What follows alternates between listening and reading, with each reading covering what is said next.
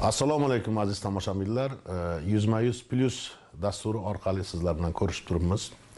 Bugungi suhbatdoshimiz maktabgacha va maktab ta'limi vaziri Hilola O'ktamovna Umarova bo'ladilar. Hilola O'ktamovna, katta rahmat avvalambor bizga vaqt ajratganingiz uchun. 21-aprel kuni sizning tomoningizdan muhtaram yurtboshimizga shu ta'lim sohasidagi yangicha islohotlar, ya'ni pedagogik kadrlarni tayyorlashni sifatini yaxshilash, ta'lim sifatini yaxshilash bo'yicha navbatdagi taqdimotni qilib chiqdingiz. Men o'ylaymanki, bugungi suhbatimizni avvalambor mana shu taqdimotdan boshlasak. Marhamat. Assalomu alaykum, xush kelibsiz.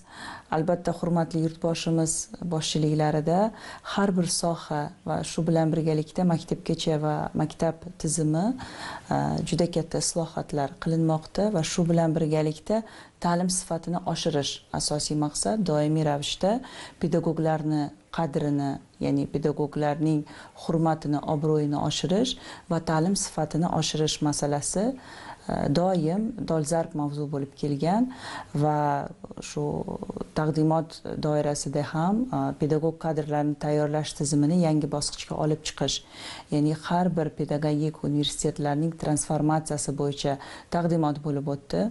Albatta, taqdimot qilishdan oldin juda katta tahlillarga tayanildi. Ya'ni bu bir hafta, bir oy, 2 oyda bo'lgan, ya'ni jarayon bo'lgani yo'q. Buni to'liq tizimli va shu bilan birgalikda xalqaro ekspertlar jamoasi bilan birgalikda barcha pedagogika universitetlarini, ya'ni shu yo'nalishdagi xususiy hamda davlat pedagogika universitetlarining jamoalari va tizim bilan birma-bir muammolar hamda yangi bosqichga olib chiqish uchun qanday yo'nalishlarda ketishimiz kerakligi aniq belgilab olindi.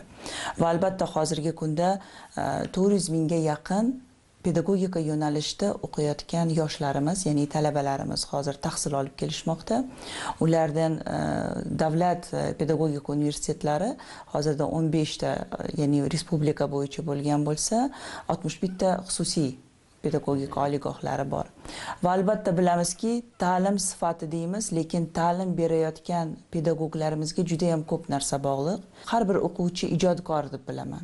Har bir o'quvchining o'ziga yarasha, ya'ni ijodiy iqtidorini bu pedagoglar, ya'ni ham pedagoglar ham ustozlari chiqara olishadi va shu uchun ham bizning tizimimizda asosiy muhim bo'g'inlardan biri bu pedagoglarimiz, o'quvchilarimiz, ota-onalarimiz.